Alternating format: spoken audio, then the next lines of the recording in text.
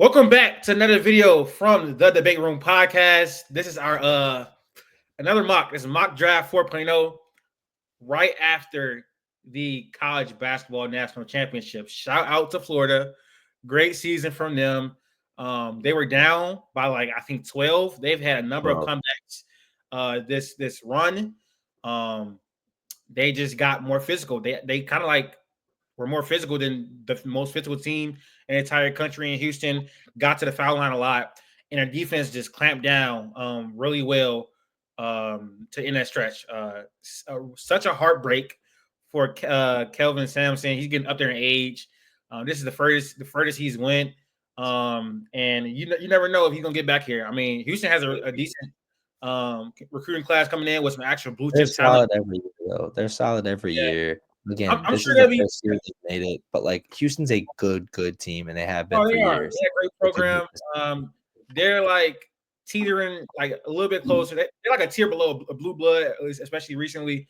Sort I of guess.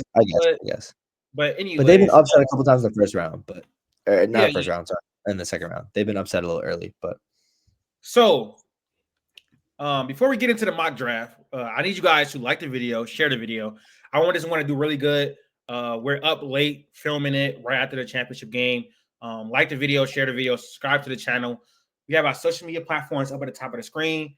I'm very excited, man. I'm not gonna lie. The season is over, college basketball is over, so I'm ready to get into scouting reports, mock drafts, big boards, all that type of stuff on this channel. I'm excited for what we got coming up. We have a lot of prospects to cover that we haven't already. Some of them we have in first look videos. So if you like the content from this mock draft, go watch those. We have one on Ace, Dylan, Flag, Jeremiah Fierce, Derek Queen.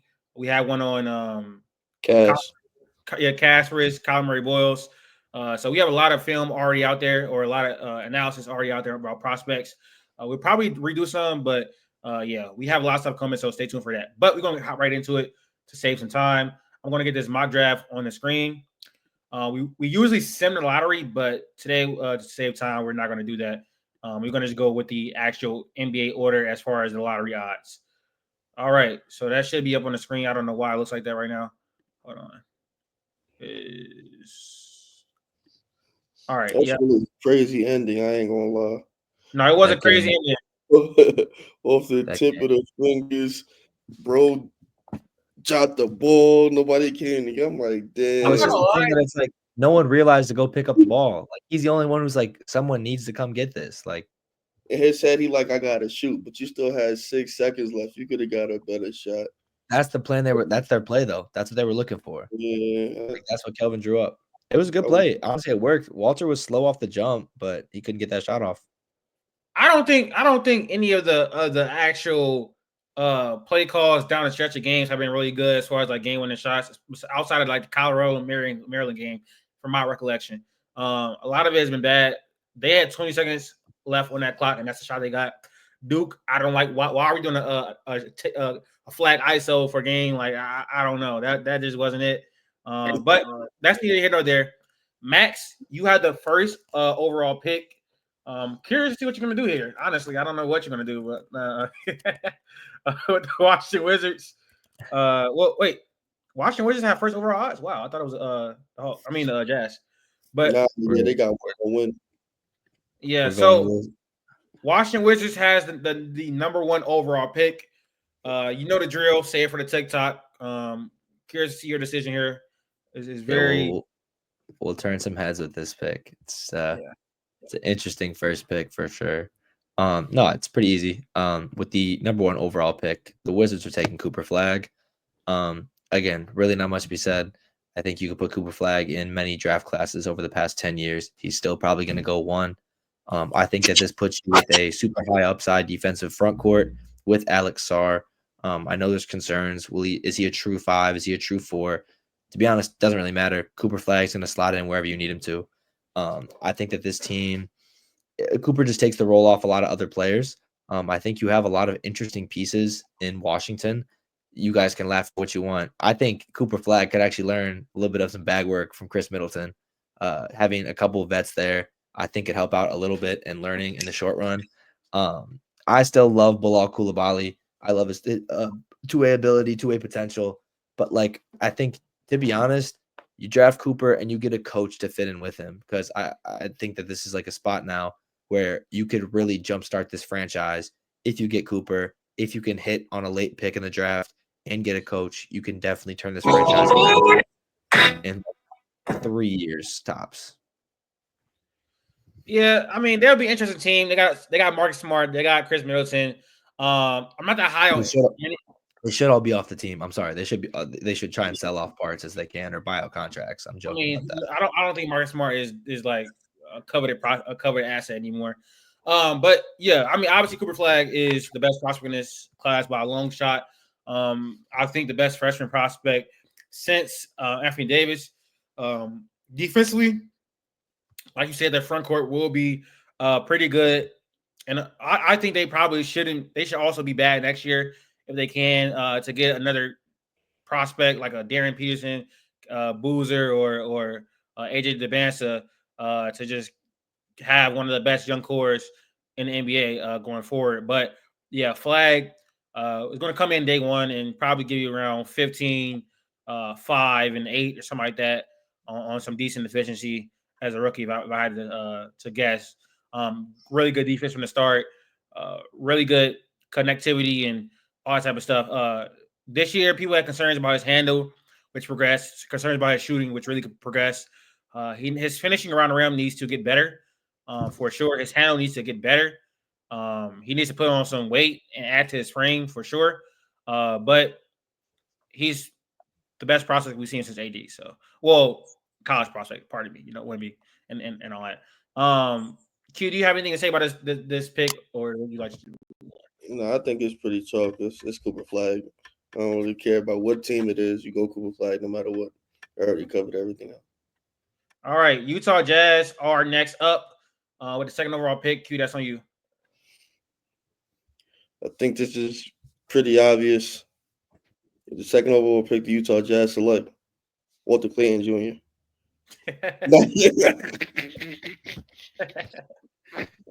Nah, for real. The second overall pick, the Utah Jazz select Dylan Harper. I don't really care about them going guard, whatever it is. They don't really have no direction. They need to get a best player available, top prospect, and try to find a direction with the team. And I think this is the guy to do it. It's a Sixers guard, 6'5", 6'6", can get downhill, good decision maker, decent. Not a great, not the greatest player, but decent enough. Attack switches, things like that. Isaiah Collier and Keontae George is not stopping me from picking this dude. He's gonna play over them. I don't care about Colin. I don't care about Jordan Clarkson. I don't care about nobody. You could trade everybody else. I don't really care. You go Dylan Harper, and that's it. Dylan Harper is my favorite player in this draft class. He is one of the best freshman prospects again to the rim we've probably ever seen. He has an elite handle. His trademark thing is splitting the pick and roll. He's really good at that as well. His three-point shot is pretty good off the catch. His main struggles to me are basically his jump shooting as a pull-up jump shooter. He really struggles in the mid-range, especially pulling up. I don't think his elevation is great. I don't think his touch is great in the mid-range.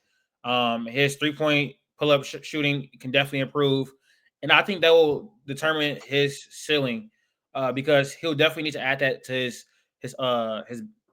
game if he wants to be a number one option or possibly even a number two option, because as good as he is getting to the paint and as good as his touch is, you definitely want to have a three-point shot. So he definitely needs to improve that for me to think about his theoretical ceiling. But he has you can't stop him from getting to the paint. I think people think he's people call him an average athlete. I would disagree with that. I think it's very, very hard for an average athlete to create the amount of paint touches he's able to. He has really good strength, really good body control, really good touch inside the rim. Was a decent free throw shooter. I would say a good free throw shooter for college standards this year. Defensively, he can be good when he locks in. It was not consistent at all for anyone at Rutgers. But yeah, I agree with Q. I think there's nobody on this team that's stopping me from taking Dylan Harper.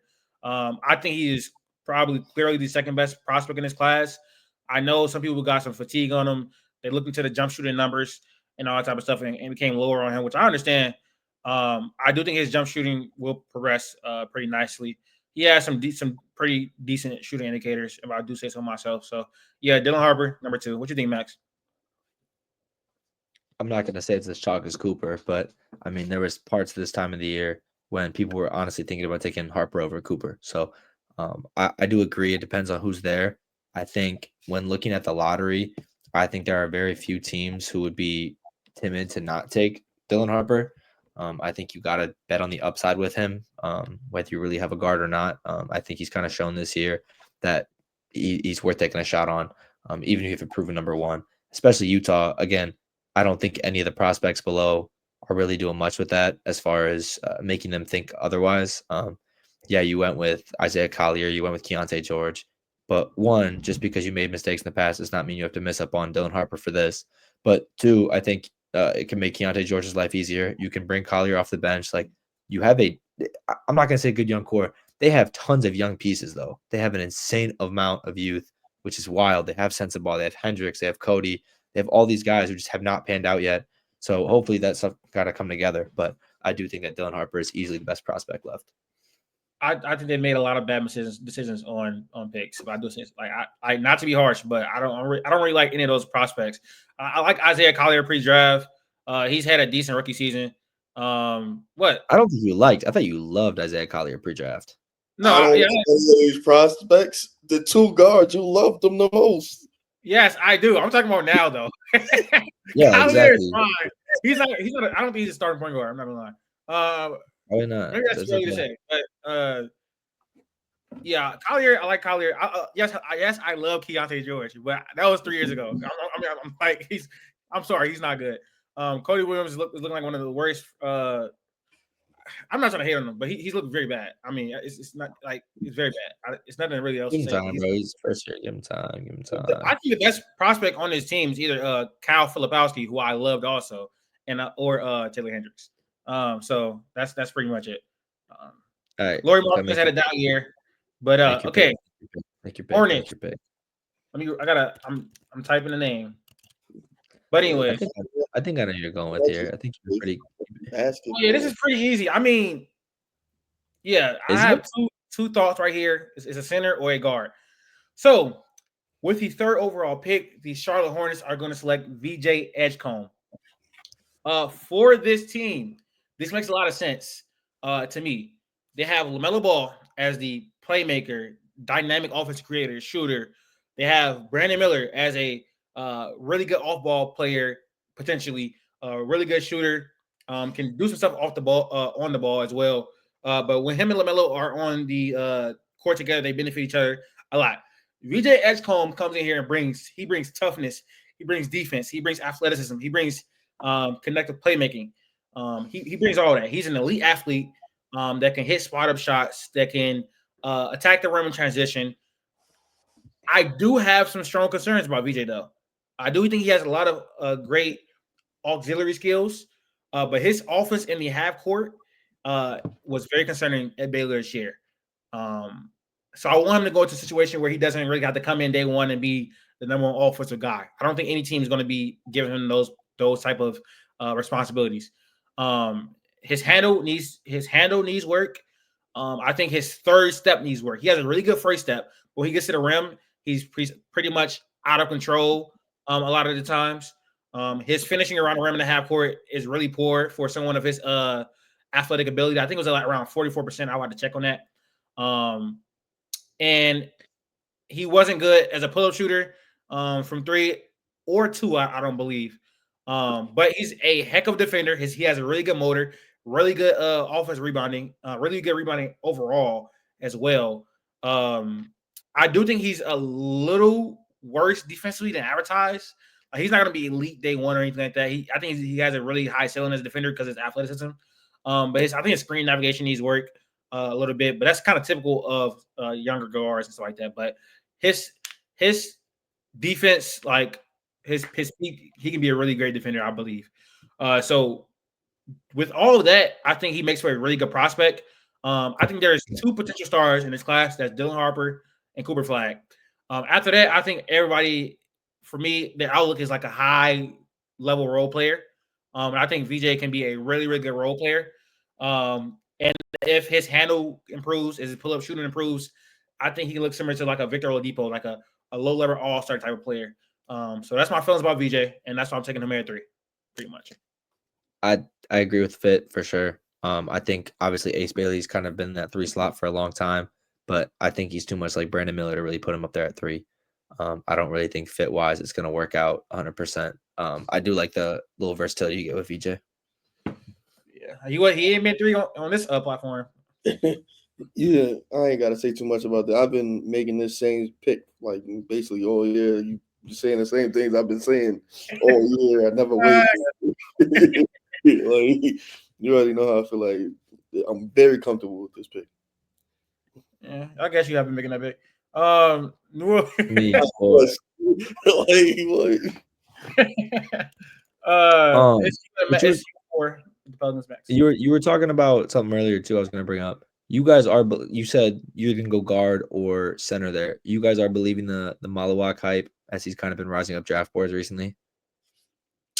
Yes, I do. I do believe in Malawak. Yes, I've been seeing him going higher and higher. So I believe in the archetype of like he's like the. But I'm saying he was like 10 or like 11 at like pre tournament, and he's kind of been going up. I've seen as far as 5. So. Because after 3, like after 3, it's like I get it. You know. With the 4th overall pick, the New Orleans Pelicans will be selecting Kasparas Yakachonis from Illinois. I'm sorry. I personally think that the best case scenario for New Orleans is to try and put a point guard around Zion who can facilitate. Kasparas, I watched him a lot this year. I watched a lot of Big Ten basketball and a lot of Illinois. And there was a lot to not like about Kasparas' game as far as the turnover issues. He had a bad turnover problem at parts of the year, but he has shown to be a good passer when he wants to be. He has shown signs to be a good 3-level scorer. And overall, I think he would be the perfect complementary piece as far as what's on the board right here. Trey Johnson is not the creator that I want. He can shoot the basketball, but he's not the creator I want. Ace Bailey is just going to be Brandon Ingram 2.0. When I look at this draft board, I'm not going Malawak because we just got a center last year. We need a point guard. And I'm just, again, where you said high-level role players, if we can develop Kasparas' 3-point shooting ability, I don't really need him to defend. You got Herb Jones, you got Trey Murphy, you got pieces on the outside to help score. You need someone who can take the basketball and facilitate the offense and get the ball to Zion. And I think that Kasparas, as far as how he shot the basketball as well, he can play off ball.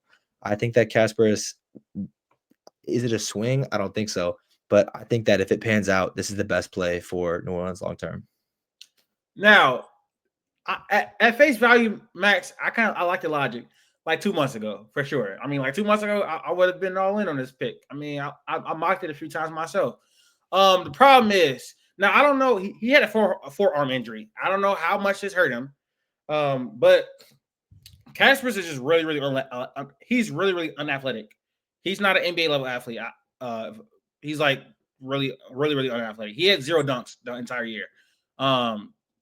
That's pretty bad, bro. Like that isn't like I don't know what it's supposed to do for him. You watch him, you can tell he's unathletic. His handle is not good at all. He needs a screen to do anything. Like he needs a screen. Pretty much. Like his scoring without a screen was awful.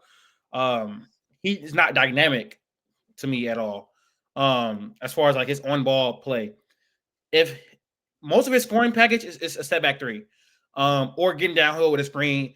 He did finish well at the rim. I think it was around 60+% for sure. He's 6'6", 200. I hope he would.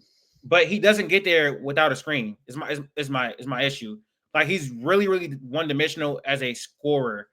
His 3-point shot also fell off the cliff down the stretch of the season. On this team, I think he showed though that he could shoot the basketball. He showed that. No, I think he'll be a good NBA shooter.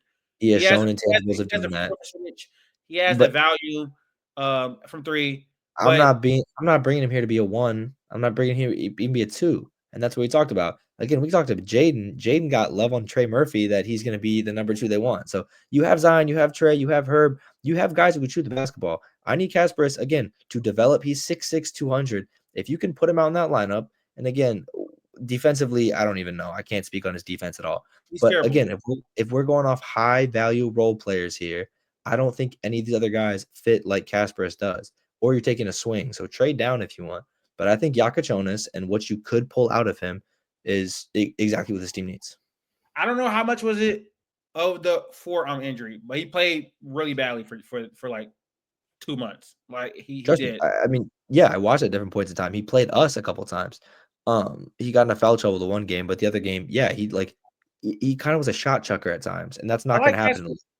I did a whole video on him. I like Kasparis. It's just like I had him at 2, I believe, or no, I had him at 3 at one point in this cycle. Yeah. I had him at 3 at one point in the cycle. His handle needs work. He's not a good athlete. You talked about off the ball. He doesn't do anything off the ball. He doesn't really cut. He doesn't like come off pin downs. He doesn't, and he didn't again. really. That offense was threes. That team was also just very, very. That team was insane this entire year. That team was the most inconsistent basketball team maybe in the country. He was very pick and roll dominant, and his pick and roll numbers weren't that great at all, to be honest. They're not. Yeah, I don't think that team was very good at times, to be honest. So I think that team overall, he was in a much better situation than a lot of the other freshmen in this class. But I don't want to spend too much time on this. Broadly, I like the pick. It's something I would have did. I think Kasparis can prove us wrong. I still like him as a prospect.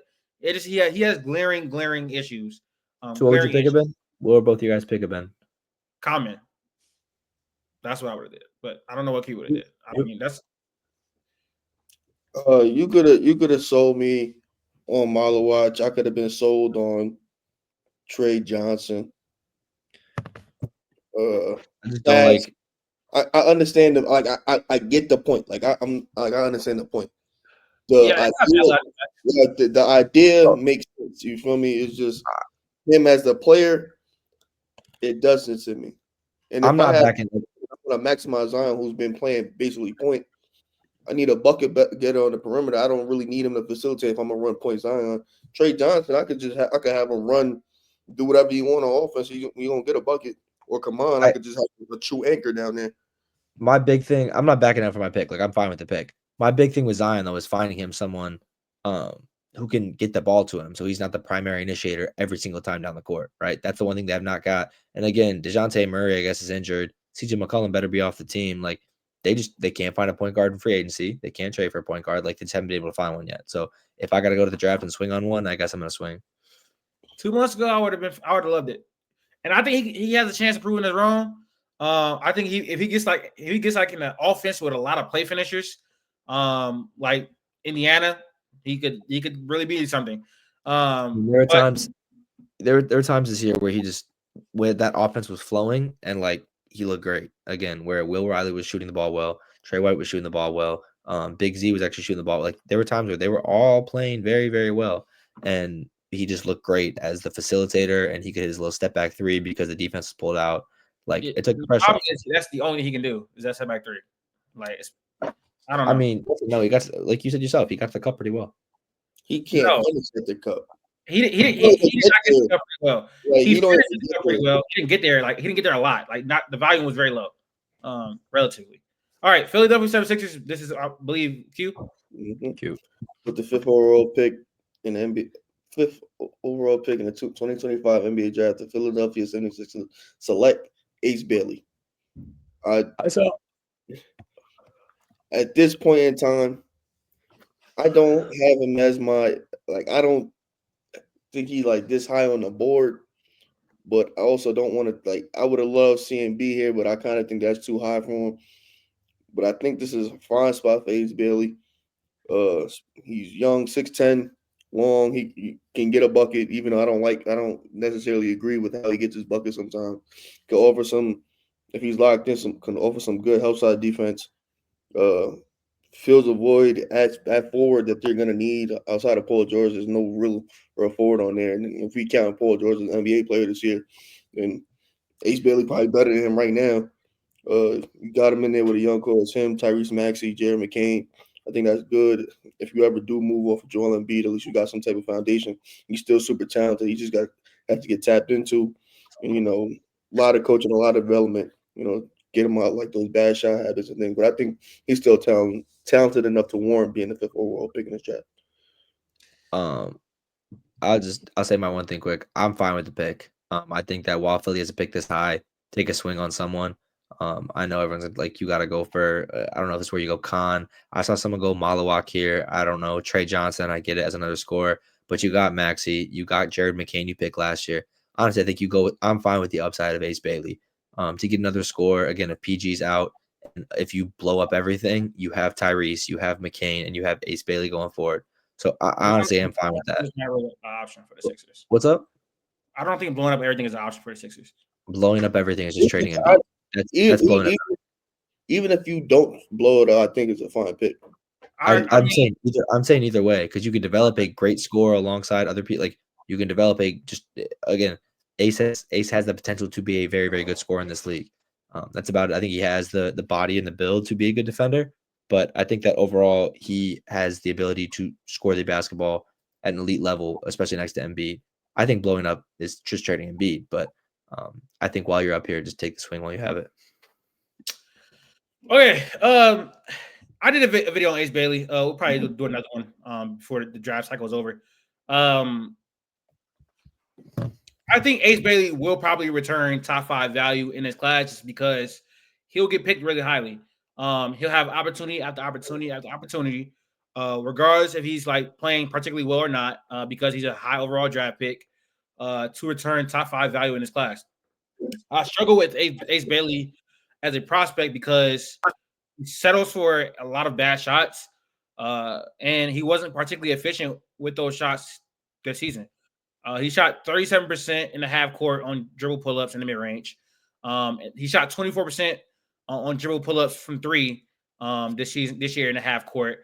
I think Ace Bailey is best as a off-ball scorer who can come off screens, like pin downs, flares, and get work in the mid-range and from 3. I think he's best as a play finisher that can cut, attack closeouts, all the type of stuff. I think his handle is too weak to be a primary initiator in the NBA. I think his feel is too bad to be a primary initiator in the NBA because he's not a really good passer at all. His handle again is not good enough. And for me, too many times this year when I watched him, he felt like what I call a ball go in prospect. As in, if the ball is not going in, he is not impactful. And the thing is with Ace Bailey, it's very, very hard to choose what's a bad shot and a good shot for him. Because if it goes in, it's a good shot. But when that same shot he misses, it's a terrible shot. And that's because he lives on a large diet of mid-ranges. Mid-ranges are not good shots in basketball unless you are a star, to me, in my opinion. You're taking a 40% shot for like the best mid-range shoot around like what 45%, 46% in the NBA? Something like that.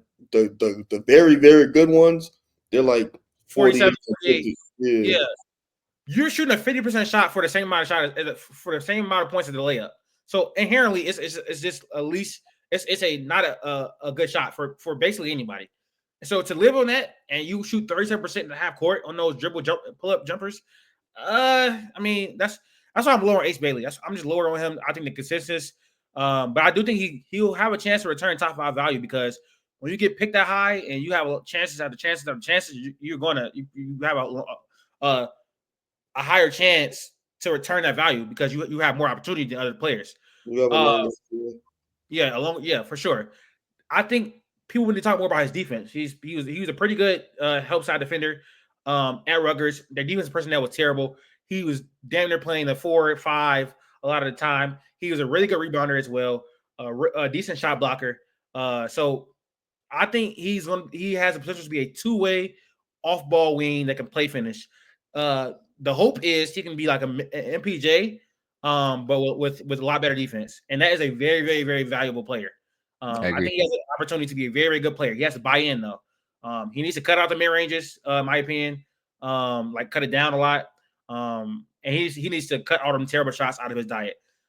Thankfully, I don't hate this spot, by the way, because he's going to be the 4th scoring option in the beginning. So it's going to allow him to really develop his game and be more of a more portable offensive player because he'll just be off the ball. So not mad at it. Not mad at it at all. Okay.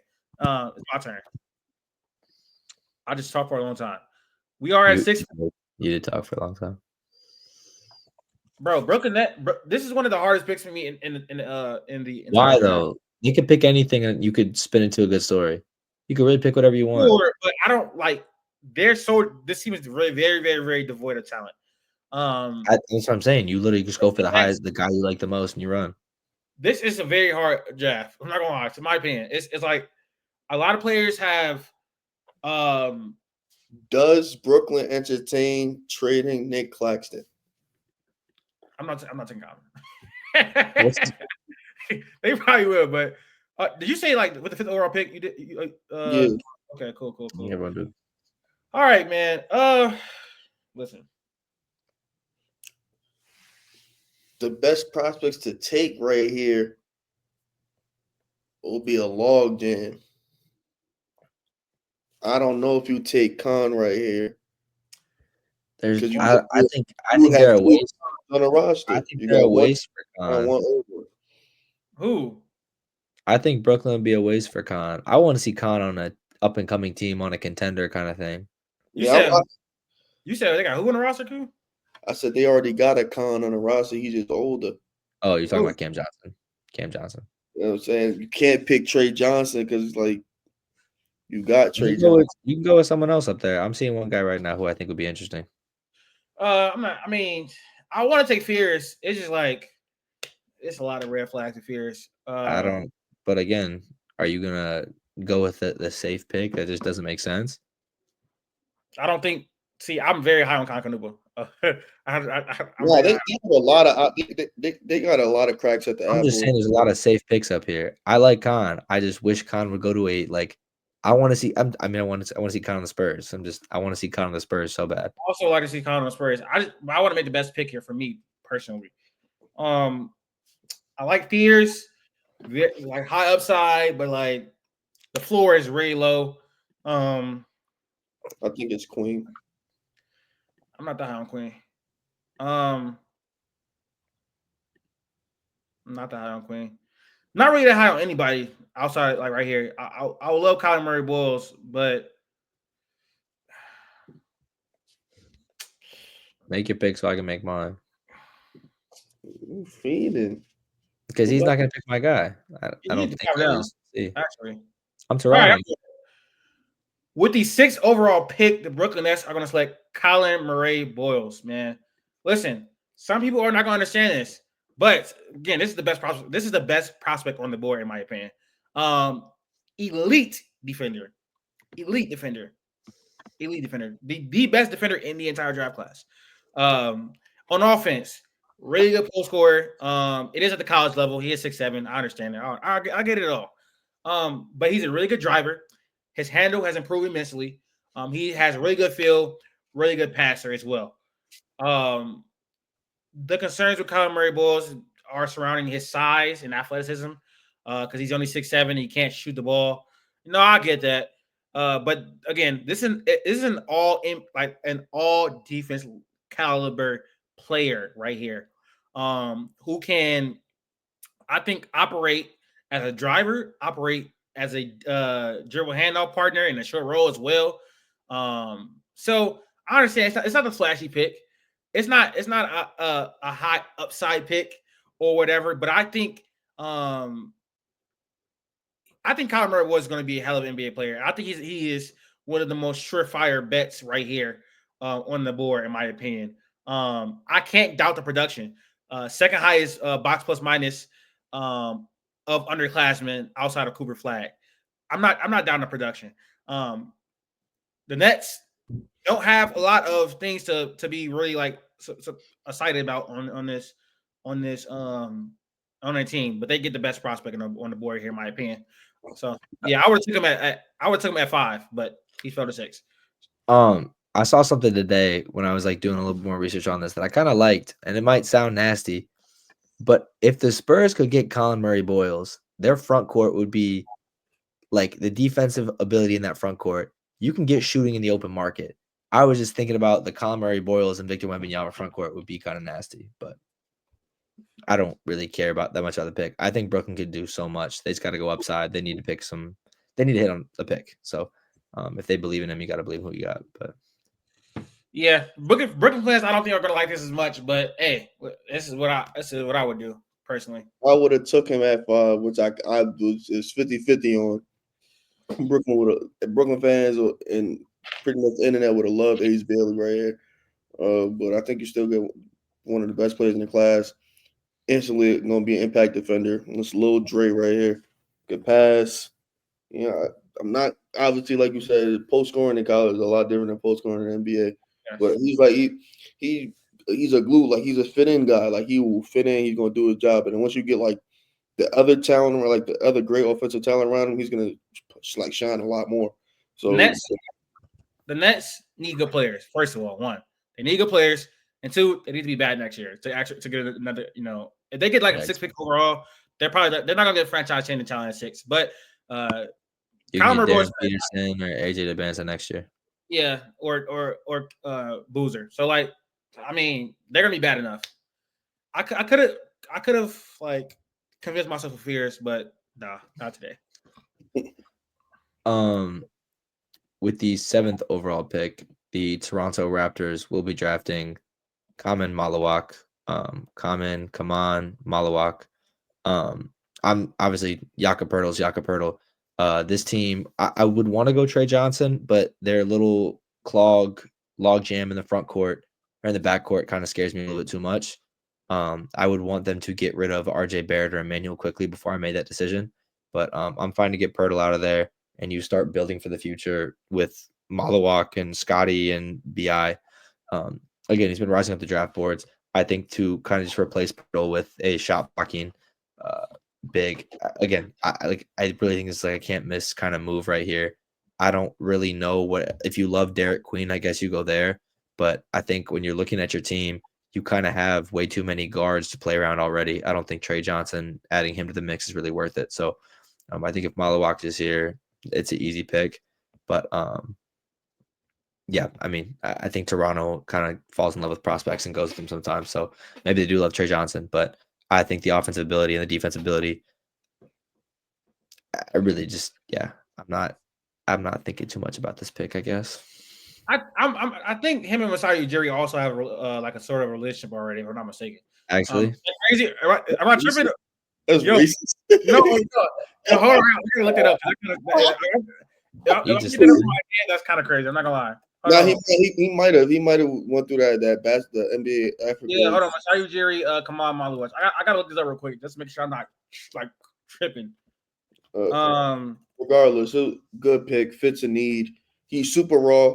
They got some time. The money that they're spending would suggest that they should be competing next year, but we know you still got Poeltl there. You still got Poeltl there for the time being. They were trying to be bad. They've been trying to be bad, so like at least they get a pick that fits a need. I didn't make that up. Raw, but like I said, this is my favorite type of archetype of center, especially on a winning team. I apologize. I made that up. I apologize. Bro, it's crazy. My bad. Anyways, I didn't mean like that. But anyways, come on, man. He had the worst game of his career at the worst moment. Oh, like he was terrible against Houston. Had 0 rebounds at 7-2, and that's got a lot of people overreacting about him on my timeline. I feel like Kaman is still a really good prospect. 7-2, he's a really good vertical spacer. He commands a lot of gravity as a roller. He has a lot of dunks this year as well. Good shot blocker. His issues is he just started playing basketball, so his feel isn't the best.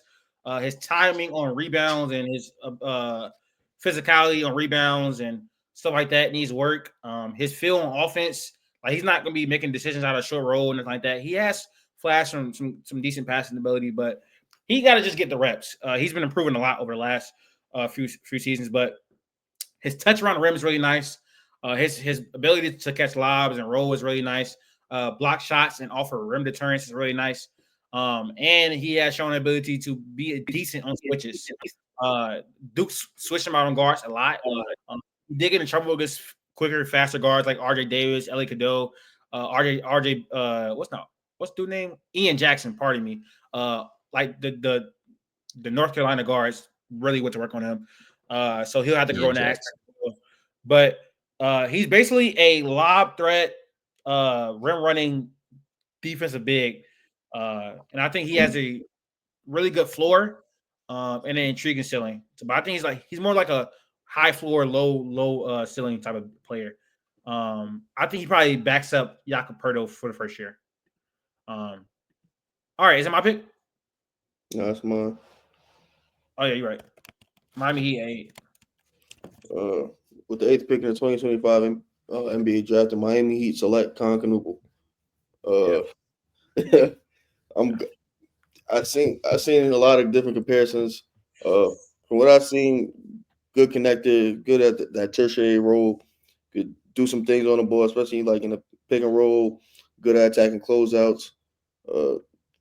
On a wing, 6'7", it doesn't really interfere with what you got with Tyler Hero. Even though I don't think Tyler Hero is like your future star or anything, but bringing in like a Trey Johnson or something like that to mess up that type of dynamic. But he slides right in. He's good as your third, fourth guy. I think this is a perfect fit for him. I love Con Canoople. I'm getting higher on him the more I watch him. He is a really good off-ball player. He's a second best shooter in his class. Really good efficiency from the three on very high volume. Can come off pin downs, flares. Can attack a closeout. On the ball, he was a really good pick and roll creator this year as far as getting past to Maluach and that type of stuff. I think what limits him is his athleticism. He's not a really good athlete at all. He is strong though. I have questions about how good his on-ball play can be, because his handle is not really dynamic. He's not super quick, but his footwork is really good. He's really good off 2 feet as well. His rim finishing really improved this year, so he showed really good signs. I mean, I'm convincing myself to have him as high as 6 on my board, and I almost took him at Brooklyn. I don't think he's going to be a star, but I'm pretty sure he's going to be a hell of a role player. Like, I think his floor is really high. I think he's one of the more safer prospects in this class for me. It just really kind of like hinges on how bad the defense is. He has to be an average defender. He has to be. For him to stay on the NBA floor, in my opinion. But the offense is really good, for sure. But since he's like 6'7" in the wing, his defense needs to be better. That's my thoughts. What do you think, Max? I mean, I think it's pretty easy. I would agree. I think, especially when Cooper Flag went out this year, he kind of showed a little bit more of that offensive capabilities. But I mean, I really don't think it's like, I think his game is very portable to an NBA court. I think his shooting ability is very, like, his jump shot's just clean. He can get to his spots. He can get off screens. I think a lot of teams could use a guy like him. I agree with what you said, though, on the defensive side. Again, I think as a team defender at Duke, like, there were ups and downs.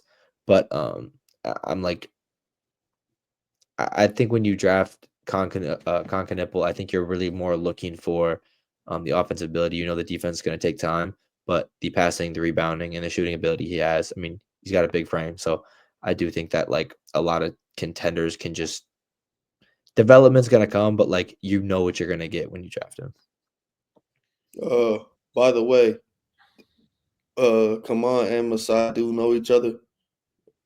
And that's they do know each other. They met each other at the All-Star game, and that is his like biggest inspiration. He did train with Luol Deng in the South Sudanese. Like, yeah. He trained with Luol Deng. They're safe. They do know each other, and that is 0. Did he play on that? Was he playing in South Sudan? Yeah, he did. Yeah. I'm just gonna say. He had some good flashes in the Olympics. Yeah. Also, I think he trains with Cal Korver too. So I think the Hawks are really going to be on his radar. He might slip. I don't know, because that performance probably left. You were saying Maluach. I think I saw something. Were you saying Maluach? Maluach. Come on, yeah, Maluach. Trains with Kyle Korver. Yeah, he does. Okay. Sorry, Yeah. I didn't know if you meant Canoople for a second. I was confused. No. He trains with Kyle Korver. All right, we got the Spurs here. All right, I know what I'm going to do. With the 9th overall pick, the San Antonio Spurs are going to select Derek Queen. Now, Derek Queen, some people are really high on Derek Queen. I like him. I like him. I like him as a prospect. You He get up and has. sleep on him. You I have hated it. him, and then you liked him, and then you hated Yeah. him. I think he has really good feel for a big. He has a really good handle for a big. He's good at creating advantages, either in the post or off the dribble. But it's hard for me when you drafting Derek Queen. If you're drafting him to be like the guy, you have to invest so much capital into him to make him work. You know, you need a center that is really, really good defensively, that can cover for his weaknesses, and also can shoot the ball because he can't shoot the ball. So thankfully the Spurs have that. I mean, they got Victor Wembanyama, so I think that's why I was comfortable picking him for the Spurs. He's really good at getting to the basket. I do have some type of hope on his shooting. And obviously he's a pretty good passer. The numbers though were not that great as far as like his. I don't think his assist turnover ratio was positive. If it was barely. Only averaged 1.9 assists. I don't know if he can guard fours. I don't know if he can guard fives. I'm not really high on defense whatsoever. But he has feel. He has really good footwork. I think he's a good passer. He's good at driving the ball. So all that stuff is probably needed for the Spurs. And I think having him in the front court, Wemby covers for a lot of his defensive weaknesses. Hopefully he can shoot. But having him he's also not a good vertical spacer either. So his athleticism is not good at all. So it's a lot of concerns. But a lot of these prospects have a lot of concerns. But having him in a short role with playing off the ball screens with De'Aaron Fox, and then having Wemby in the corner or at the dunker spot, that's great. So I like it here. Good value, I think. Spurs, they got it with Derek Queen. And what y'all think? Interesting. That's not who I thought you were gonna go with. Who do you think I was gonna go with? I don't know. I guess I was thinking Trey Johnson just because the value there, and I didn't think you were very high in Devin. I don't think you're very high in Devin Vassell either. I thought we've had this conversation. You're not very high in Devin Vassell. So I feel like I thought you would have gone Trey Johnson. What? I don't think he's a great NBA player now. So I thought you would have gone there. I just think that you would have gone for the offensive upside. I think that they do need to get some more defense, though. I mean, So Chan literally is unplayable offensively, but plays defense. I don't think having, I think unplayable is kind of strong, but I don't know. He's got some bad moments, but I think De'Aaron Fox and Trey Johnson is not obviously great defensive backcourt. So, I thought you would have gone Trey, but nope. I love Trey, but no. Blazers got next pick. Yeah, I hate this pick. I thought I had Houston. Oh, I'm about to say, the logic made sense in the pick, so I'm not mad at it. Literally all his flaws is covered up, and he can do a lot on the offensive end. Not that it's going to be on a major scale, but at least, get backup center play. You go out there, you can do some things for you. I hate this pick just for the simple fact where it's like, I think that Portland has a really interesting young core, but like you're paying Anthony Simons and Jeremy Grant a lot of money to be older veterans putting up numbers on your team. Same with DeAndre Ayton. What do you believe in Scoot Henderson? I don't know, but are you really believing in these prospects more than that? I'm not sure. I'm down between two prospects.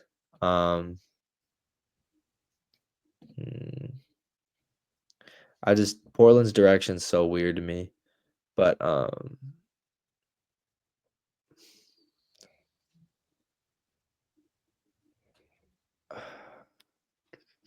me look at one thing first.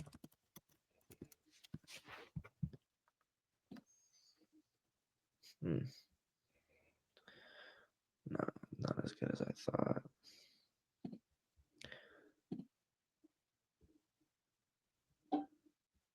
My fault. I was normally ready for this. I was not ready for this one. I feel like as long as you go anywhere but guard, you should be fine. I mean, I guess. I don't know. It's just what forward was I going to take? I don't know. I feel like I'm drafting more for fit of position than anything, but at number 10, the Portland Trailblazers will go with Austin Newell. I think it's just so raw of a product. I was thinking about maybe going with Liam McNeely, but I think you kind of have other guys who are 6'7" on that team, 6'6". You have other kind of wing prospects. Austin Newell 6'11". You pair him next to Klingon. Defensively, I think that he showed a little bit of intrigue offensively. He's just such a raw product. Georgia was just a weird team. He had no players around him, right? We're looking at all these other players who played on tournament teams, who played on good teams. Georgia got good wins with no great players, great coaching around him. So super interesting. I think Portland's a weird one where we'll see what falls to him or where they can get in the lottery. To be honest, I think this is a dream Cooper Flag destination. Not for me, but like as far as fit wise, they need a power forward. And slotting him right there defensively next to Kling would be insane. But that's not going to happen. So I don't love it, Thanks. I'm not gonna lie. I was kind of stumped on this one. I thought I was picking for Houston. I don't know why. I just didn't. I was looking at like what is it? Tankathon, and I thought I was picking for Houston. So I had a different mindset. My fault. Portland is a weird situation because I don't really know what their direction is. I guess like they have a lot of players on this roster that I think can help other teams, but are not very like movable. Jeremy Grant's contract looks terrible now. They still have DeAndre Ayton on this roster. I think Klingon has looked pretty good this year when he's played. School has looked much better than what he did in his rookie season, in my opinion. Shaden Sharp has had some good moments. Denny Avdia has looked like a top 30 player for like the last month. It's really weird what's going on with the Blazers. I'm not mad though. They probably need a 4. Yeah, they probably need a 3 or a 4. I'm not mad at it at all. But like that's where I was looking at like him and McNeely. McNeely didn't shoot the 3 ball as well as I thought at all. But it's like I'm looking at Denny. What's the difference between Denny? Huh? Get him out your mind. Get McNeely out your mind, brother. Like I wasn't gonna. I don't know. I was looking at different shit, but it was just nothing was intriguing. So yeah, Asa, he was very productive. I will say that he was very productive at Georgia this year. He had one of the highest box plus minuses of any freshman this year. I think he offers a bit of defensive versatility, but I don't know if he's a 4 or a 5 because I think he's too small to be a 5. As a 4, you kind of want to put the ball on the floor more. You want the shooting to be better. You want the ball skills to be better. You want the passing to be a little bit better than what it is. The field was kind of rough. I got him around like 15 or 16 probably on my board. But yeah, Asa, it's not the worst. They need a 4. So Q, you are number 11 with the Bulls, I believe, right? Mm-hmm. Yeah, it's a guard here on the board, but they also have like 10,000 guards. That's the problem. Like that's Trey Johnson is slipping. That's I'm torn. I don't know what to do.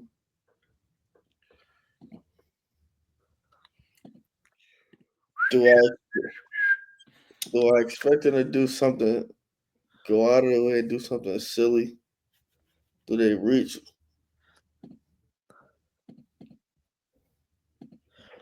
I'm not gonna lie. At this point in time, I think you probably got to go with best available. The 11th pick in the 2025 NBA draft, the Chicago Bulls select Trey Johnson. Oh, let's add more guards to the team. More guards to the team. Let's do it. He's a bucket. Go ahead. He's a bucket. I do have some concerns about like overall playmaking, shot selection, and things like that. But one thing for sure, he definitely could get to the mid range and get a bucket. Trey is the best shooter in this class from 3 for sure. He has some of the highest percentages, some of the most volume, some of the most versatility. He's one of the better pull-up 3-point shooters in this class. He can come off screens and knock down threes. He's really good at that. Really good at baseline out of bounds screens. Really good at sideline out of bounds screens. Again, similar to Ace, sometimes he feels like a ball go in prospect. If the ball is not going in, how is he affecting the basketball game? He's not a good defender whatsoever. His playmaking is, I think, underrated. well, not playmaking. His passing is underrated. Because I do think he has made some good passes. Texas wasn't a great team at all this year in a very hard conference. So when you see 2.7 assists, you're like, oh, he's not a good passer. I think he's a better passer than what he's getting credit for.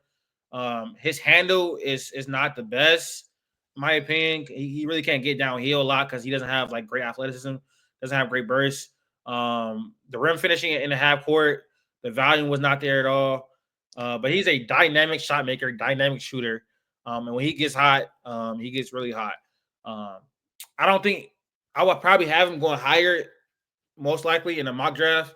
And the Bulls already have Kobe White. They already have a lot of guards, but maybe he can be like a 6-man type of player for this team. Because they don't really have great depth, in my opinion. So yeah, I mean, best player available for the Bulls at 11 is not the worst. And I think he probably go higher than this in a real draft. Is it me again at 12? Yeah. I was going to just take Trey. I was going to just take Trey for the Dallas Mavericks. He would have failed. To here. Let's see. Okay. Yeah, I know. I don't know why. I don't know why I act like I didn't know I was going to do. With the 12th overall pick, the Dallas Mavericks take. Ooh, I was going to do. Do they have time to really wait on him? No. They don't. I'm not gonna lie, they don't. This roster is like win now or bust. Hey, bro. All right. Okay, I'm changing it. With the 12th overall pick, the Dallas Mavericks are going to select. I don't know why he's not. Where? All right, am I getting trolled? Where is he at? Okay. With the 12th overall pick, the Dallas Mavericks are going to select Jace Richardson. One of the most productive freshmen in the entire class. This team does not have a lot of time to be patient and wait for a rookie to develop. I think Jason's actually going to be very impactful. Day one, he has a chance to do that. Just super smart player. I think he's going to be ahead of the curve. Really good driver. He's really good at taking angles. Footwork, really good off 2 feet. I think he's gonna be a good shooter. Really shooting numbers. I think he's a better passer than what those numbers indicate because he wasn't on the ball a lot. They need some creation off the bench. They need a backup point guard, in my opinion. Especially because Kyrie's gonna miss a lot of time, so they have to run Spencer Dinwiddie. I think defensively he's not the biggest, but he'll be solid. I think he's an average athlete. But it sometimes pops on like blocks and somebody's finished at the rim. His touch is really nice as well. He's just a really, really, really solid player. I think there's a world where he's a lot better than what we think he can be. Because some of his indicators are very good. I think I'm probably gonna have him higher than 12, my big boy. I just probably am. He doesn't fit the archetype of what you want necessarily, but the production, I think, is probably too good to ignore. It just is at this point. It's too good to ignore. I think he's a very, very like safe player. Like I think he's going to be a good NBA player. Just simply put, yeah. Max, you want to talk about the player that went to your school this year, the best player on your team? Yeah, man, I love Jace. The only thing that scares me is his size, but again, it's been scaring me all year, and he's been fine. So, I agree with what Latif said. I think he can be very much an impact player coming in. It doesn't really take much for him to kind of get to his spots and kind of heat up. Again, he really has kind of the mentality to go out and defend. I know his body, again, being undersized, but he kind of has the I don't even know. He's a good team defender. He was very kind of good on ball. I don't know what the right wording is, but like he wants to defend. Like he's a guy who wants to go out and play defense, who wants to go out and kind of attack the ball. So I think offensively and defensively, his slashing ability improved a lot on the year. His finishing around the rim, very, very good at times. Some of his finishes this year was great. So I'd love to see him go to a contender and really kind of same thing with Khan. I think his game is pretty portable. I think coming in, I think I'd like to see both those two players kind of go to really good teams, develop from championship mentality, develop from just great organizations. If Jace can learn from Clay, if stuff like that, I think that those guys can really make some big steps early. What are we doing at 13? I believe it is on Max. Me. Yeah, Atlanta, to be honest, can use anything. I can look at their roster. I really don't care. Trey and Jalen Johnson. Sorry, Jalen Jackson, your two players. So with number 13, right? With number 13. With the 13th overall pick, the Atlanta Hawks will go with Rasheer Fleming from St. Joe's.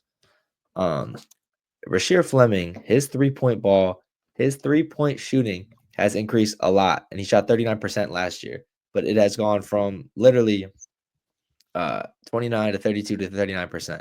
His ability to shoot three ball has increased, and he's a solid defender. On both sides, I think he's a great defender. He's a great defender. I'm not going to overstate, but he is a very portable player for this team. I'm using that word a lot now. I think you could put him at the 3. You could put him at the 4. You could play big. You could play small. I think he'd be a player that Trae Young will be able to pass the ball to when he's driving and kicking and rely on a 3-point shot from him. Again, playing for St. Joe's, I think a lot of his play at times can be due to the fact of competition, right? Who is he really playing in his conference? But this seems like an OKC Thunder kind of pick to me. Again, I think you're picking a guy who kind of balled out at a lower level school, who showed intangibles, showed he could shoot the basketball, showed he could defend, showed he could create, and people are just going to overlook him because of the school he went to. So honestly, I think that they're in a weird spot where if they win the lottery or if they get up there, they could kind of take whatever they wanted. You can get a 2 guard, you can get a center. I think Malawak would be great here. I think if they went Derek Queen, it'd be great here. I'd want to go with a big Colin Murray Boyles if he slipped. But I think it's so tough to find a 2 guard to put next to Trae Young. But at the same time, you could also go point guard because Trae Young is not necessarily there to stay. So, yeah, I would have went Jeremiah Fears here to come off the bench to start at least. And then if Trae gets traded, then that's point guard in the future. I don't know.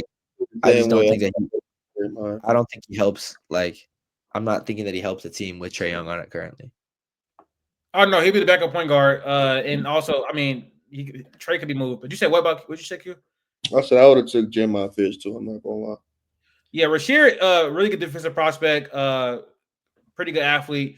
My thing is he really can't put the ball on the floor at all.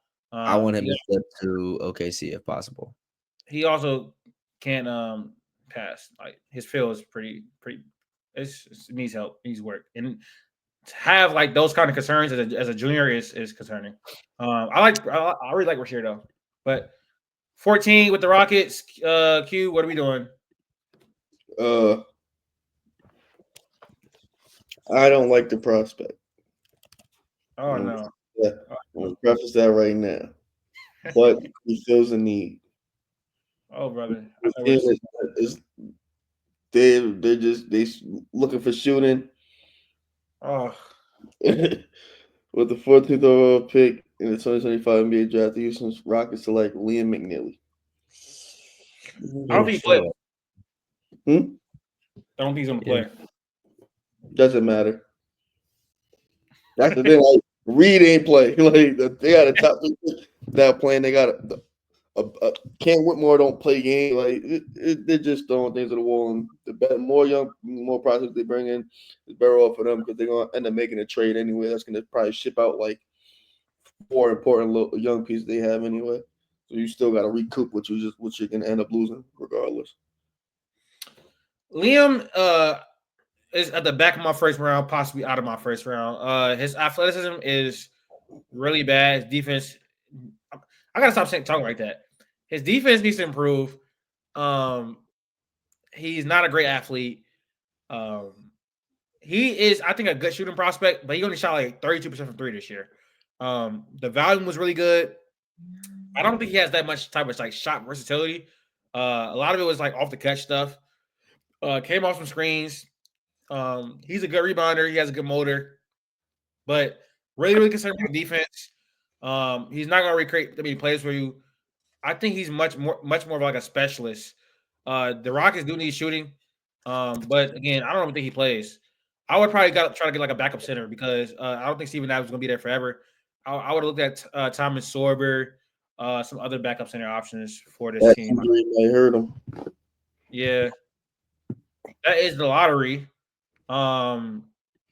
15. Who is at 15? Orlando Magic. I feel like this pick is easy.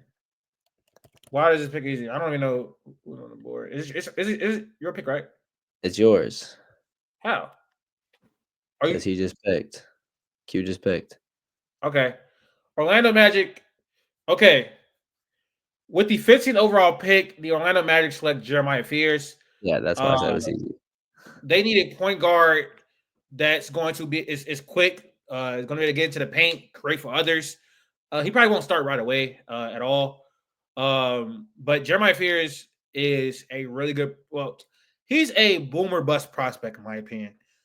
He's very young. He can get to the paint at will. He has a really good handle, really good speed. I think his frame is pretty good as well. But his finishing at the rim was subpar. His shooting numbers this season and historically were have been subpar. But I do think he has good shooting indicators. I think he shot around 27% from three from this year, but really good free throw shooter, was really good in the mid range as well. So I do like his form as well. So I think he'll be a good shooter. He needs to improve his finishing around the rim a lot. Probably needs to add more strength. He's really quick, so he hasn't added that decel ability yet. So he has like these wild finishes. And when he adds strength, he probably get better around the rim. Needs to add like floaters and stuff like that. But yeah, he played in a really tough conference this season with a really bad team. But I think Jeremiah Fears is probably going to go a lot higher than this because of his age, because of his productivity, and a very very very tough conference on a bad team. So yeah, Jeremiah Fears, I like him as a prospect. Hometown kid from Joliet, not too far from where we grew up. So been watching him for a while. I think I got a video out on him already. I like Jeremiah. Magic need a point guard. Why not? Basically. I think it's a good fit. I think they need to get a point guard or some sort of play creating guard. They got to bet on the upside. So we're gonna go back to back. Right. We're gonna go back to back. San Antonio Spurs. I mean, not back to back for me. Like we're gonna go back to back. You know what I'm saying? It goes me then you. Yes, correct. All right. Well, to almost follow suit with the last pick, with the 16th overall pick, the San Antonio Spurs are going to go with Carter Bryant from Arizona. Personally, I think that a couple factors when you talk about it, 6.5 points a game is not that much, but you got to know the other stars that were playing at Arizona with him. He shot the ball 37% from three this year. He showed well defensively. I think that this is the kind of player that San Antonio's got to see. They have Fox. They got to see that, okay, we got Derek Queen, we got Victor Wembanyama, who's someone who can play alongside them. I think Carter Bryant, again, portability is huge in this draft. If you're going late rounds trying to pick someone who can play next to your stars, you have Wemby, you have your one. It's going to be tough to try and hit on another prospect like that. I think Carter Bryant fills a need for them, which is that 3-4 position. You really don't have you have Vassell, you probably have Fox at your 1, Vassell at your 2. If you could put Carter Bryant at the 3 and then Wemby and Derek Queen at the 4 and the 5, it provides really good defensive versatility for your front court. I think that shooting wise, everyone can really shoot the basketball. I think it just provides a really, really interesting loadout for your team. San Antonio, I think, has to find a little bit more defense in the backcourt. I don't know if you find that here. Personally, I'm not as educated, I guess, on some of the international prospects like Traore or like Seraph. I just watching Carter Bryant this year, I think during the tournament especially, I could see his shooting ability and his defensive upside. So I think put him alongside Wemby would be great. I love Carter Bryant as a prospect. His rebounding numbers were pretty good. He didn't play a lot. I don't know why. He was definitely one of Arizona's best players. They just had so many players in that team, though. That team was just I'm pretty like confident him being a good NBA player, like a 3-and-D player, play finisher, that type of role. He had really low usage, but as long as he's able to knock down threes, defend the ball really well, he has a valuable piece for the Spurs. I like to pick Max. One of your better picks today, I believe, in my opinion. The Utah Jazz are back with the 17th overall pick. They got Dylan Harper. I think Utah is going to just take the best player available, like literally everything. Because they have so many holes to fill. With the 17th overall pick, the Utah Jazz are going to select Noah Esingeh. I hope I pronounce his name right. He has been really productive in a good league overseas. Really, really good defender. Like he creates a lot of things on the defensive end. Um, really good at getting to the foul line as well. Good slasher and that type of stuff. But um, his ball skills aren't the best. He isn't a good shooter. This is someone that will have to develop, but he will have time to do so on Utah Jazz. I think he probably goes higher than this, honestly, closer to like 11. Will probably be he's closer to 11 on my mock draft. But yeah, Noah Singate productivity in a good overseas league. I think he's like a little bit younger. I mean, a little bit older than Cooper Flag. He's very young. So to be his age and with the productivity, his 3-point shot has been coming along, especially to the end of this year. So yeah, he'll definitely be going high on drafts because of his ability to defend, attack the basket, draw fouls. Definitely needs to improve his handle and his shot making, or just shooting in general. But I think he has a decent baseline of NBA skills and also productivity. So that's what I'm gonna do for 17 with the Jazz. I don't know how familiar you are with them, Max, but My international, that's the one thing that I've been lacking on a little bit, which is my fault. I that's made a good. mistake. I made a mistake on mine for my pick. Completely should not have gone with the pick I did, so I'm not gonna go with it. I drafted on my little board. I drafted Nolan Traore for my next pick. They just got Rob Dillingham last year, so I don't think that would make any sense. Kind of similar players as far as both just ball dominant facilitators. So I'm gonna redo mine. And I know I just said that. I think actually no, you can't take that. It's kind of tough for me. Rudy Gobert ain't gonna be here forever. Can I redo a pick on this or no? What you mean? Can I redo a pick on Fanspo? Yeah, you can. How do I do that? Yeah, Rudy Gobert isn't gonna be here forever. Yeah, that's the interesting piece. I don't like it, but it's in my mind. How do I redo a pick? How do I redo a pick? My fault. I don't know. It's not that big of a deal. Go press undo previous pick. It's at the top of the screen, bro. Undo previous pick. There we go. All right. So one of two places. I think to go with the big is not bad at all. There are two guys though up there that I'm looking at. I think you got to go with the higher upside with Thomas Sorber, Danny Wolf. Danny Wolf and Anthony Edwards kind of pick and roll duo is weird to me. I don't know what Danny Wolf is going to be in the pros. He's a ball dominant guy. He can't really defend, but sometimes he can defend. I don't know what he's going to be, but again, Anthony Edwards is still young. You have young pieces on this team, and I think you need to kind of keep building forward with it. So I'm fine with the 18th overall pick. The Minnesota Timberwolves will go with Thomas Sorber. I don't hate it. I think that Randall will be out there soon. I agree. Rudy will be gone or falling off this cliff as far as production wise. Sorber got injured this year. It's kind of tough. Obviously, you can't really see a full picture when he gets injured. But I don't know. I think when you kind of look at the other prospects right now, I think Igor Denham is super, super interesting. But again, you have your ball dominant guy already in Anthony Edwards. So I don't know what you're really doing with it if you try and go with a point guard. So all right. I like Thomas Sorber a lot. Really good defender. Has a really good feel on the offense and a pretty good passer for a big man. Has some upside as a shooter. His finishing at the rim was pretty subpar against competition this season, especially for someone his size. Don't think he's the greatest athlete either, but his fundamentals, footwork, all that type of stuff is really good. Kind of reminds me of like an Al Horford type, if that makes sense. But yeah, I like Thomas Sawyer a lot for the Timberwolves. They need to back a big. This is one of my favorite picks out the whole draft. All right, number 19 is the Brooklyn Nets again. They have a lot of picks in this draft. Again, I think the Brooklyn Nets are going to have to take the best player available every single time. They got Kyle Murray Bowles at the 6th overall pick. it's some interesting names on this board. I'm gonna go young player. Like I'm not gonna pick a player that's like super old for them. I think they just need upside. With the 19th overall pick, the Brooklyn Nets are going to select LeBaron Philon from Alabama. LeBaron is a really good playmaker. He makes a lot of great decisions in the pick and roll with a variety of passes. He can get to the rim a lot. The finishing fell off in SEC play.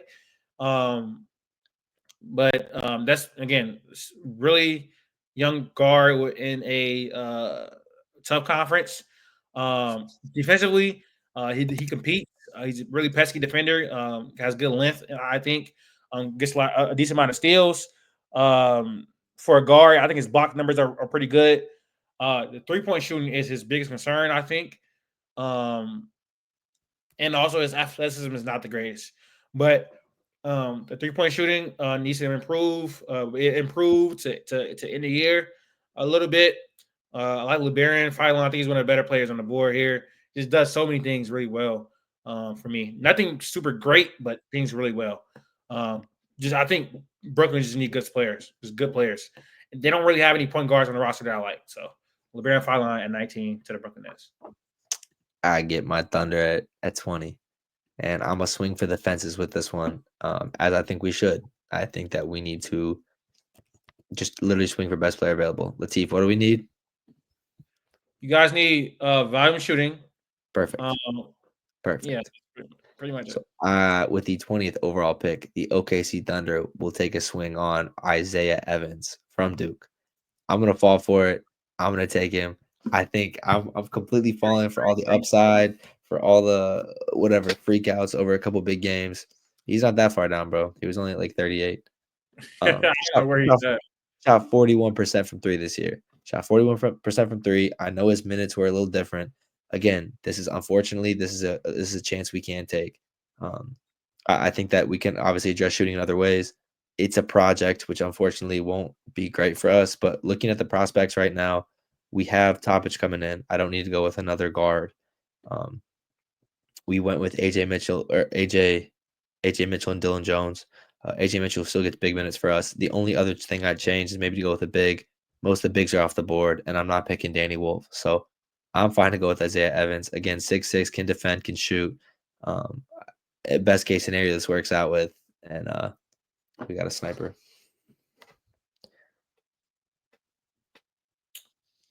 Yeah, that's a reach. For sure. But I don't know where else I'm really going with this, where I'm feeling like, oh, that's a great pick. I would have liked Nick Clifford here. I think he would have been like a NBA ready wing, 3-and-D, dribble, pass, shoot, wing.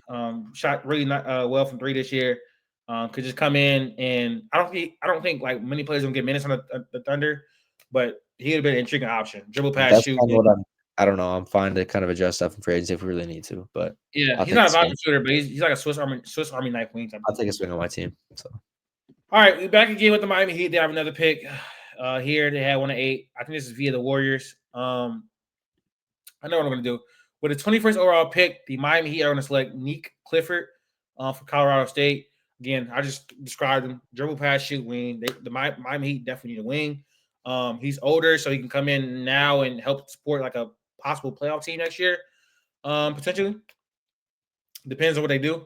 But yeah, Nick Clifford, he's older on the older side, but I have full confidence that Nick Clifford is going to be a really good NBA player, a really good rotational player, if I can say so myself.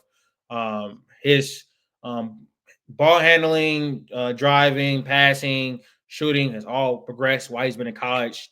Led the team to the NCAA tournament this year.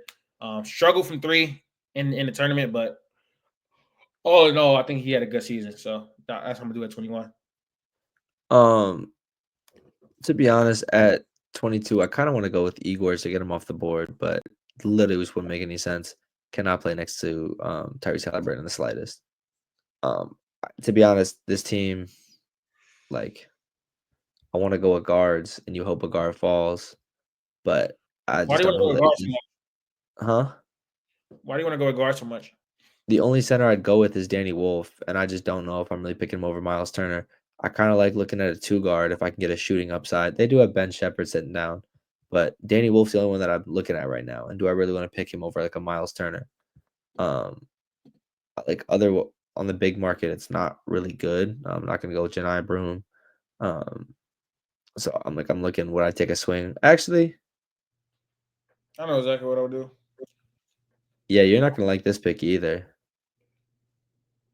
No, that wouldn't make any sense, would it?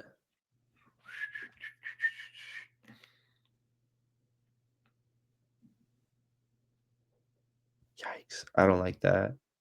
Hold on one sec.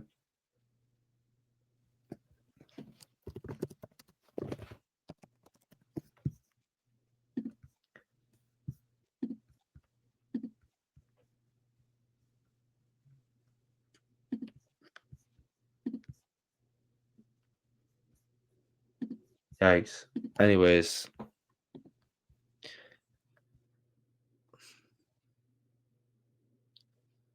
I'll go with it. Fine. With the 22nd overall pick, the Indiana Pacers will go with Ben Serif from Israel. I'm taking kind of on the ability to shoot the basketball. I'm looking, if I went with a big, it'd be Danny Wolf. I just don't know if I would want to pair him up next to it. I think it'd be an interesting little pick and roll option with Tyrese Halliburton. This team, I just think, needs one knockdown shooter. Ben Shepherd, I don't know if that's going to develop in enough time. This team needs a knockdown shooter come playoff time just to be an elite role player for them. Their team just gets cold at times, and I kind of want to take as much pressure off of Tyrese Halliburton as possible because obviously it can be streaky.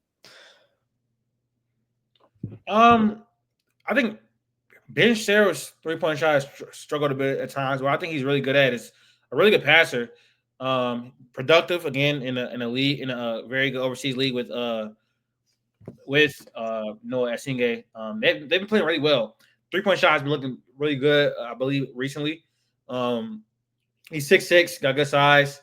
My concerns are surrounding his athleticism. I'm not the best athlete at all.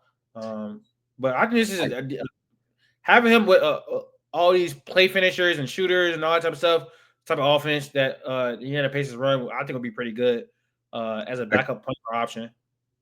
I can't lie. My other option that I thought about going with was I was so close taking Alex Caravan. I'm crying. I think I would have liked Miles Burr right there as a insane defender.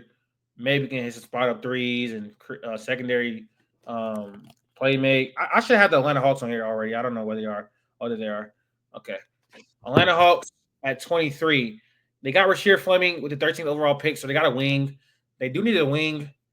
I still think they need a backup point guard, to be honest. I'm going to go straight to point guards. Nolan Traore is interesting for upside purposes here, especially if Trey leaves. This can be someone that can, get to the paint, create. Not thinking Boogie Flame here. Let's see what else we got. I also need a center. Let's see who else on the board for centers. Danny Wolf, no. Janai Broom. Not really. Kalkbrenner's interesting. Maxime is interesting too. Let's see. With the 23rd overall pick, the Atlanta Hawks are going to select Nolan Traore. He was in top 5 talks before the beginning of the year. Had a really rough start to the year in France, but over the course of the season improved. Lightning quick, can get 2 feet in the paint. Needs to improve as a scorer. Needs to improve. He needs to improve a lot of parts of the game. Shooting, scoring. He was, I think, really right hand dominant. He needs to improve with his left hand. But as someone, it depends on what they do with Trey, I guess. But this is someone I think can be more of like an upside swing for the Atlanta Hawks. If his scoring can improve, if his shooting can improve. I don't think his numbers at the rim were that good either. I will have to look into the numbers when I get a chance. But yeah, I think with someone that can get to the paint, pass, and create for other players, he is a solid option for a team that needs some more youth and a backup point guard. So that's what I'm doing. The Wizards are back on the board. They got Cooper Flag. They captured the flag, and now they That need was another so player. corny. That was so corny, bro. Skip the next one. With the 24th overall pick, the Washington Wizards will go with Igor Denham. I think it's fine time to get him off the board. Complete upside pick, but you're also getting a facilitating big guard to put alongside Cooper Flag. He can't shoot the basketball, but he can defend. Again, this is one where it's a project. To be honest, you're not looking for him to be good right now. If you suck right now, that's fine because you can still go out and get a Darren Peterson or an AJ DeBansa or a Caden Boozer next year. It's purely an upside pick. I don't think you're really looking at many of these other guys unless you love him as a role player. I think that Igor's upside, hopefully he can develop his shooting a little bit more. But his finishing around the rim, his defense, and his playmaking all could help out Cooper Flag develop in the future. I don't think Igor's going to go even come to this draft. He probably is going to go tomorrow. Is going to return back to BYU. But we'll see. Really, really bad rookie freshman season from really. I don't want to say bad. He just struggled a lot. But I know NBA GMs like him a lot. We got Jeremiah Fears with the first pick for the Magic. What else can they do? What else do they need? They got their small forward, power forward is pretty much locked up with Paolo and Friend. They need shooting. They need shooting really badly. With the 25th overall pick, the Orlando Magic are going to select Will Riley. He's a more so a good scorer than a good shooter. I think he's better than the percentages show this year. He can get hot really fast. They need some more scoring on his team. His problem is his he's not a great athlete. He's not really strong at all. He needs to put on a lot of weight. Not a really good defender. He's pretty much just like a microwave scoring prospect at this point. But I'm fine with taking him with the 25th pick. His stock really rose over the course of the season, so he was really coveted to begin the year. That's fine for me. The Nets. Back up with the Nets, Max. Yeah, I'm gonna go with the big. I think that they got the Colin Murray Boyles to be clear. Yep, and Colin Murray Boyles is 6'7" though, correct? Yeah, he's a power forward, bro. Just making sure we're on the same page. Yeah, I think the only thing you go with the point guards unless you have Boogie Fland. With the 26th overall pick, the Brooklyn Nets will go with Danny Wolf out of Michigan. I think it gives you an interesting kind of 1-2 punch with Claxton as a defensive forward center and Danny Wolf is more of an offensive forward center. I think also he plays interesting next to Colin Murray Boyles. Danny Wolf is not a bad defensive big, but he's just not a rim protecting shot blocking big. But he does actually have very, very good creation for a 7-footer. And his shooting was good. He can't shoot free throws, which is odd, but I think a team just takes a swing on him. I think Brooklyn does not have a lot to lose. I think they can try and see if it works. And I also think that in their future, Nick Claxton will be gone. So you need a center to replace it. If they go Janai Broom, I guess there, but 7-foot Danny Wolf with the offensive ability, I think could be interesting for them going forward. Yeah, I mean he's older too, coming to the league. Not a great defender. The shooting is not as good as you would want it to be. I mean, Danny Wolf is interesting. He could translate really well to the NBA and just shock everybody. But really good ball handler, really good passer for a big. He was really fun to watch this year at Michigan. We are at 20. Oh my God, it's the Nets again. Yeah. Okay. Let's see who was on the board.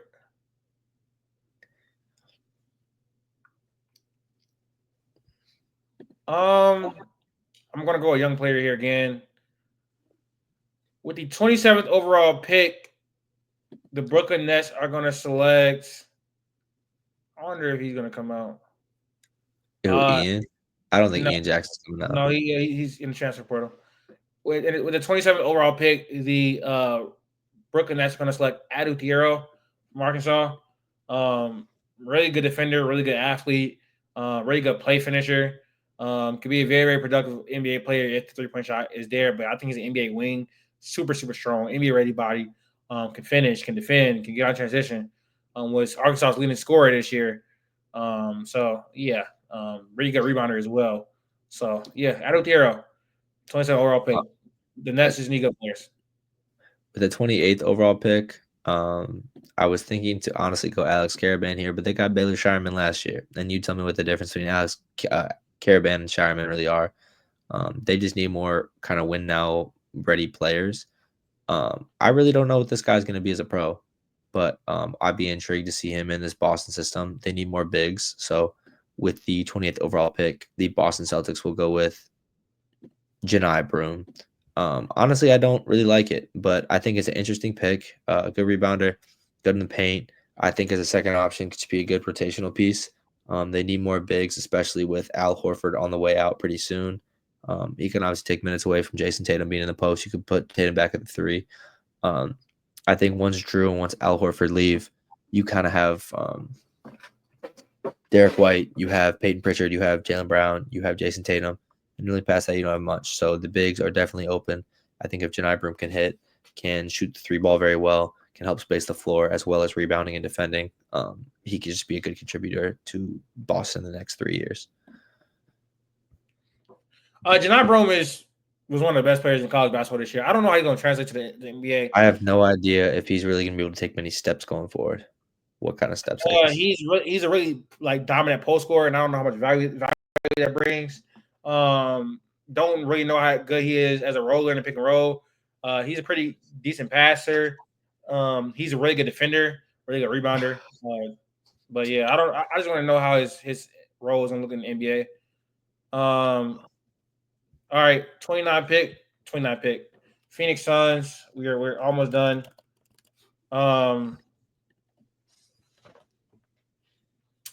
Phoenix Suns. They can use a lot, actually. I think they need a point guard still. I mean, they need a lot, honestly. With the 29 overall pick, the Phoenix Suns are going to select J.T. Toppin, hell of a defender, really, really good defender, really good rebounder. He's going to offer you buckets, offering rebounds, play finishing, stuff like that. His touch has improved a lot this year. Can knock down some threes at times, but they need some toughness. They need some defense, and that's what JT Toppin brings to the table, man. So I think he probably goes higher than this, but yeah, JT Toppin to the Phoenix Suns at 29. Last pick, I think that it is the Clippers, correct? Yes. Yeah, they're in a weird position. They could use a lot. They just need win now players. So with the 30th overall pick, the LA Clippers are going to go with Yaxel Lindenborg from UAB. Overall, I think he can be a good scorer. I think especially if you throw Kawhi at the 3, you could throw him at the 4, and you have an interesting front court defensively and offensively. Shot the 3 ball well this year when he did. I don't know how tall he is. It says 6'9" here. It says 6'11" there, so I'm curious to see how tall he is in the combine. But I think his overall offensive ability, he has been in college for 4 or 5 years now, so he is a win-now player, I think. 3 or 4 years. So I do think he can contribute to the Clippers very, very soon, as well as kind of provide them with the upside going forward. So they don't have many forwards who are going to be downhill scorers like Yaxel could be. Again, shot the 3 ball well, so can still space out. But I think he's an interesting prospect going forward. He may return. I think he might return. Who knows? He's going to, but I still drafted him. Really, really good rebounder, really good athlete. He has a really well-rounded game. Can knock down a 3 or 2. Really good passer. Really, really well-rounded. Yaxel is one of the best players in his class. I think he's probably close to the lottery. But I think he got to see his draft so I can see if he can come back. Oh yeah, Yaxel, really good player that can help a win-now ready team. I agree with that. Probably would come off the bench for the Clippers. That's going to do it for the mock draft. If you made this far, man, like the video, share the video, follow the podcast. If you want to know more about our draft content going forward, hell of a college basketball season. Can't wait till we get to the combine, the lottery. Very excited about this draft, man. So, yeah, that's pretty much it. And we are out, man.